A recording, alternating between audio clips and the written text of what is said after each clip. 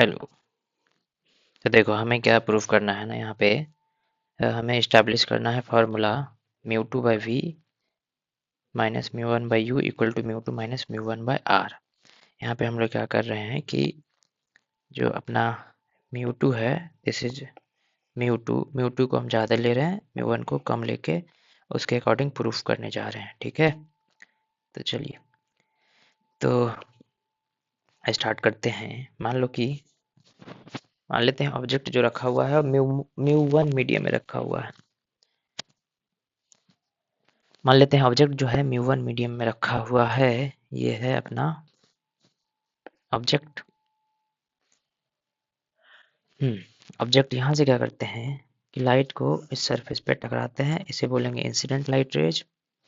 ये जो स्फेयर है, ये वाला पार्ट, ये वाला जो स्फेयर है, इसका रेडियस मान लेते हैं ये आर है। अब इस स्फेयर का जो सेंटर होगा उसका मान लेते हैं ये है सेंटर।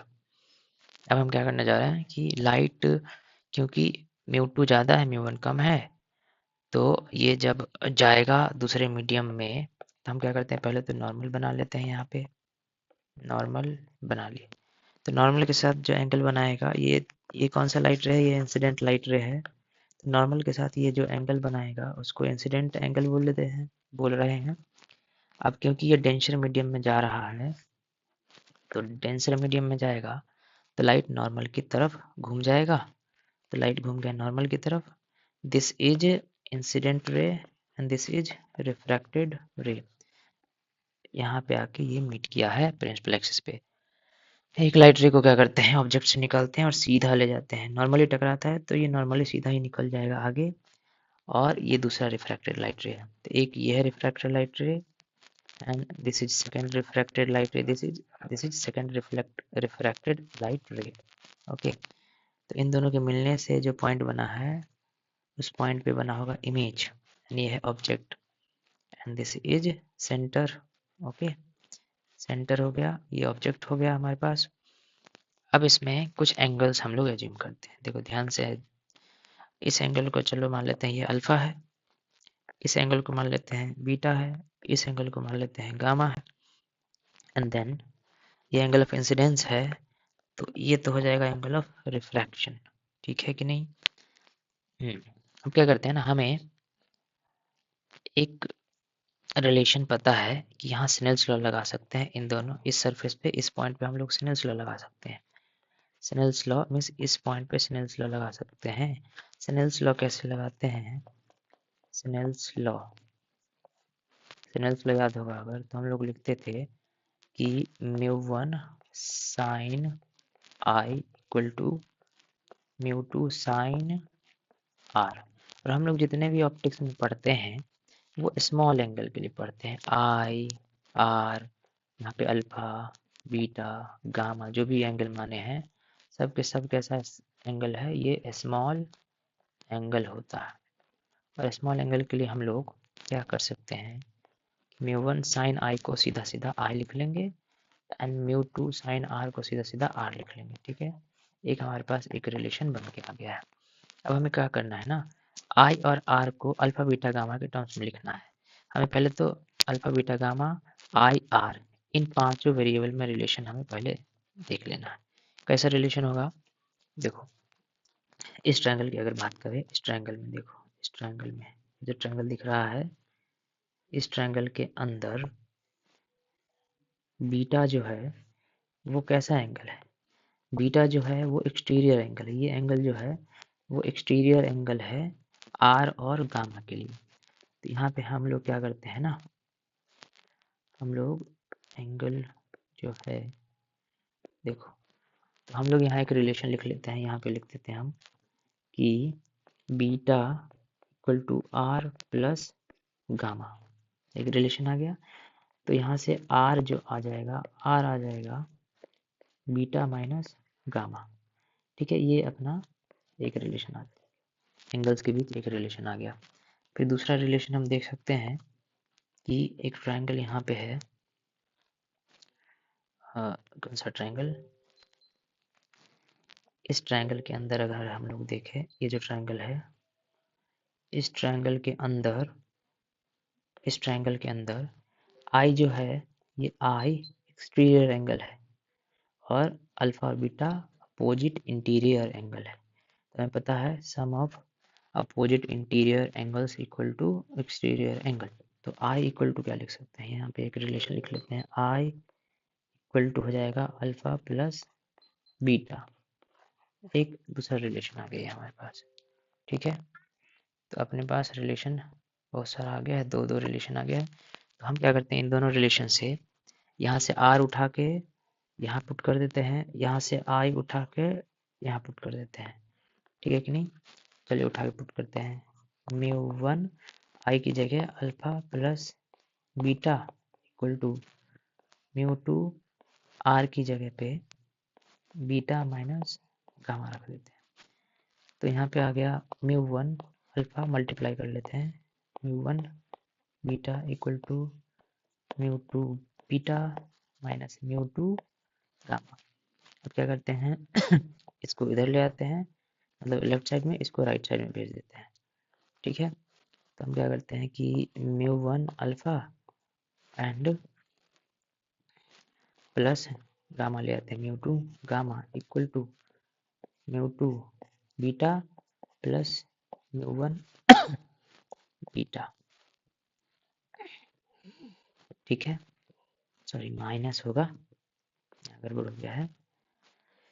यहाँ क्या हो जाएगा, इसको जब राइट साइड ले जाएंगे तो ये माइनस आ जाएगा, जो क्या जाएगा माइनस म्यू वन बीटा। तो हम क्या करते हैं ना, बीटा बीटा कॉमन ले लेते हैं एंड आ जाएगा यहाँ पे mu two minus mu one, और इधर लेफ्ट में बन गया mu one alpha plus mu two gamma, ठीक है। एक रिलेशन बना है।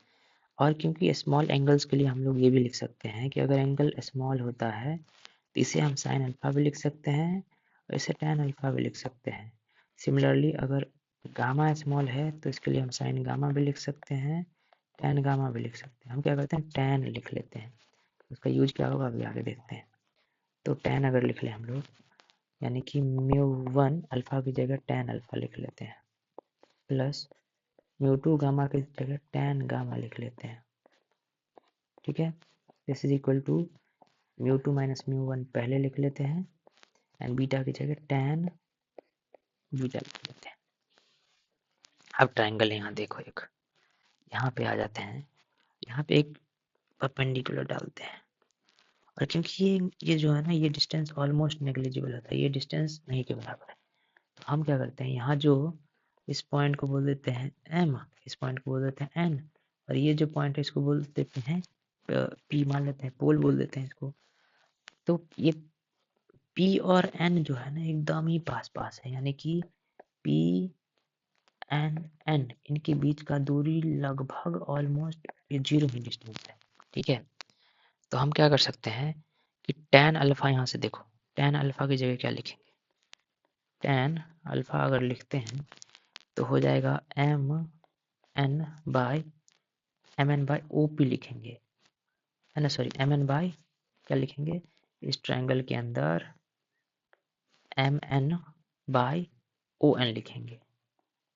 और क्योंकि पी और एन एकदम ही पास पास है तो M N by O N नहीं लेके ओ पी लिख लेते हैं। This is equal to M N by O P. Similarly हम लोग टैन बीटा यहाँ अगर लिखें तो टैन बीटा क्या हो जाएगा, टैन बीटा हो जाएगा इधर वाला ट्रायंगल में, अगर देखिए इधर एक ट्रायंगल बन रहा है, इस ट्रायंगल के अंदर टैन बीटा क्या हो जाएगा, टैन बीटा हो जाएगा M N divided by N C या सी एन, और C और N के बीच का डिस्टेंस एंड C और P के बीच का डिस्टेंस दोनों ही ऑलमोस्ट सेम ही होगा। तो हम लोग इसको लिख देते हैं Mn डिवाइडेड बाई Cn की जगह Cp लिख लेते हैं, एंड ऐसे ही एक और हम लोग टैन गामा भी लिख लेते हैं। तो टैन गामा चलो इधर साइड में लिख लेते हैं, टैन गामा कितना हो जाएगा, टैन गामा हो जाएगा इस ट्रायंगल के अंदर, ये जो ट्रायंगल दिखाई दे रहा है इस ट्रायंगल के अंदर, चलो टैन गामा कितना हो जाएगा, टैन गामा हो जाएगा M N divided by M N by I N होगा, जिसे हम लोग आई पी भी लिख सकते हैं, तो एम एन बाई, पहले तो आई एन लिख लेते हैं, इसे बोल देंगे M N by I P. तो ये देखो tan अल्फा का वैल्यू, tan बीटा का वैल्यू एंड tan गामा का वैल्यू, ये तीनों वैल्यूज को उठा के हम लोग यहाँ रख देते हैं। अपना जो इक्वेशन बना है ये tan अल्फा यहाँ पे, tan गामा यहाँ पे, tan बीटा यहाँ पे, उन तीनों को उठा के रखते हैं। चलिए tan अल्फा की जगह क्या हम लिख सकते हैं, tan अल्फा की जगह लिख सकते हैं M N by O P. यहाँ लिख सकते हैं μ1 M N by O P plus μ2 tan gamma क्या आया था, tan गामा आ गया था M N by I P, M N by I P equal to μ2 minus μ1, tan beta की जगह क्या आ गया था, tan beta, where is tan beta, यहाँ पे है tan बीटा, तो tan बीटा की जगह लिख सकते हैं M N by C P, यहाँ हो गया M N by C P. Left and right side से एम एन कॉमन आके काट देंगे, ठीक है। तो देखिए आगे लिखते हैं μ1 divided by O P plus μ2 divided by I P equal to बन गया है μ2 minus μ1 divided by C P. देखिए सी पी डिस्टेंस क्या हो जाएगा, सी और पी के बीच का डिस्टेंस को आर बोलेंगे हम लोग, है ना। यहाँ देखो सी और पी के बीच का डिस्टेंस को क्या नाम दिया जाएगा, आर बोलेंगे, क्यों नहीं बोलेंगे, सी एंड पी इन दोनों के बीच के डिस्टेंस को आर बोल देंगे, एंड पी और आई के बीच के डिस्टेंस को पी बोल देंगे, एंड ओ और पी के बीच के डिस्टेंस को यू बोल देंगे। एंड साइन कन्वेंशन यूज करेंगे कि इधर की तरफ जितने भी डिस्टेंसेज नापेंगे उसको प्लस, और पीछे की तरफ डिस्टेंसेज जो नापेंगे उसको माइनस। पोल को ओरिजिन ले लेते हैं, साइन कन्वेंशन अगर याद होगा कि पोल को ओरिजिन लेते थे, और इसके अकॉर्डिंग इंसिडेंट लाइट रे मान लो इधर से आ रहा है, तो इंसिडेंट लाइट रेज के डायरेक्शन में इधर की तरफ पॉजिटिव, और इंसिडेंट लाइट रे के अपोजिट डिस्टेंस जो नापते थे उसको नेगेटिव, यानी यू जो हो जाएगा, यू पीछे की तरफ है, ऑब्जेक्ट पीछे रखा हुआ है, तो यू का वैल्यू हम लोग नेगेटिव रख देंगे, एंड आर का वैल्यू पॉजिटिव रख देंगे, एंड वी का वैल्यू भी पॉजिटिव रख देंगे। तो यहाँ देखो, तो ओपी डिस्टेंस क्या हो जाएगा, ओपी डिस्टेंस हो जाएगा माइनस यू, तो μ1 by minus U plus μ2 by I P, यानी कि इमेज और पोल के बीच का डिस्टेंस को भी प्लस भी बोल देते हैं, है ना, equal to μ2 minus μ1 divided by R, है ना, रेडियस के बराबर सेंटर और पोल के बीच डिस्टेंस। तो इसको यहाँ से देखें फॉर्मूला, इसको अरेंज कर ले, μ2 by V minus μ1 by U equal to μ2 minus μ1 by R. यही हमें क्या करना था, प्रूफ करना था। ओके, तो चलो पूरा एक बार देख लेना अच्छे से, कोई डाउट होना है होगा अगर तो पूछ लेना है ना।